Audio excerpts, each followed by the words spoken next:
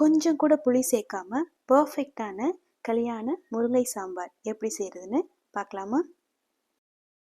First குக்கரில் பருப்பு வேக வச்சுக்கலாம். துவரம் பருப்பு 200 எடுத்துக்கோங்க.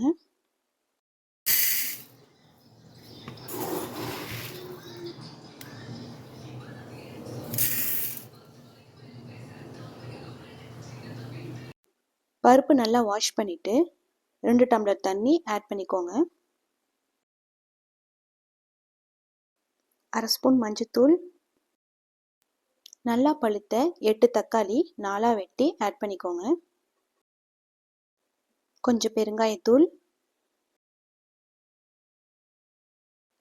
6 to 7 நாட்டு பூண்டு ஆட் பண்ணி குக்கரில் 4 விசிலுக்கு வேக விடுங்க. முருங்கைக்காய் நல்லா வாஷ் பண்ணிவிட்டு வேறு பாத்திரத்தில் 1 டம்ளர் தண்ணி ஊற்றி நல்லா வேக விடுங்க.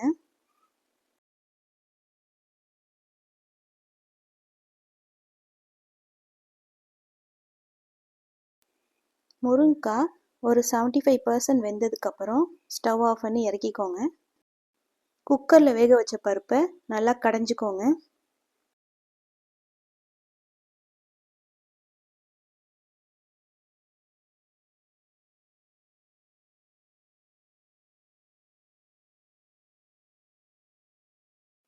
தேவையான அளவு கல்லுப்பு ஆட் பண்ணிக்கோங்க.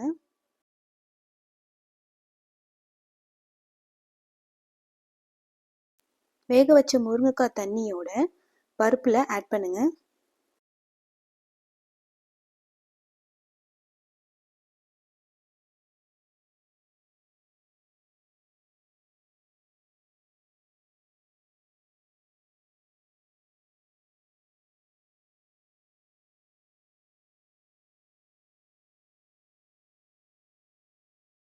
தாளிக்கிறதுக்கு தேவையான அளவு கடலெண்ணெய் ஆட் பண்ணிக்கோங்க.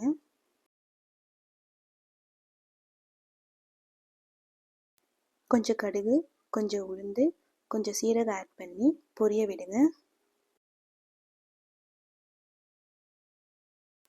பொடியாக நறுக்கி வச்ச சின்ன வெங்காயம், பச்சை மிளகாய், கருவேப்பிலை ஆட் பண்ணி நல்லா வதங்க விடுங்க.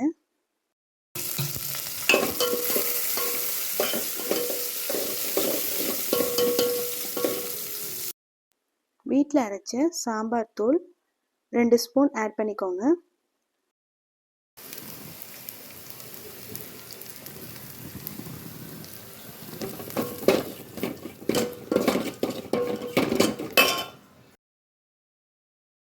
குக்கரில் இருக்கிற பருப்பு முருங்கைக்காய் ஆட் பண்ணி நல்லா கொதிக்க விடுங்க.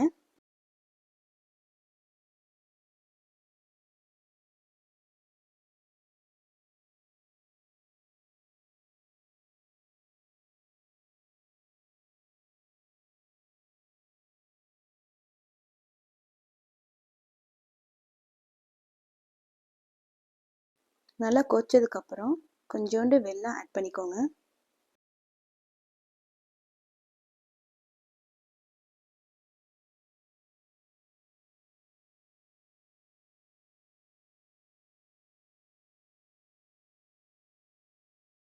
கடைசியாக கொஞ்சோண்டு கொத்தமல்லி ஆட் பண்ணி இறக்குனீங்கன்னா செம்ம டேஸ்டான, கொஞ்சம் கூட புளி சேர்க்காத கல்யாண வீட்டு முருங்கை சாம்பார் ரெடி ஆயிடுச்சு.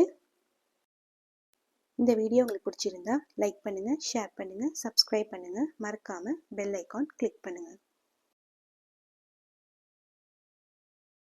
எங்கள் சேனலில் மற்ற வீடியோ ரெசிபிஸ் பார்த்து ட்ரை பண்ணி பாருங்கள்.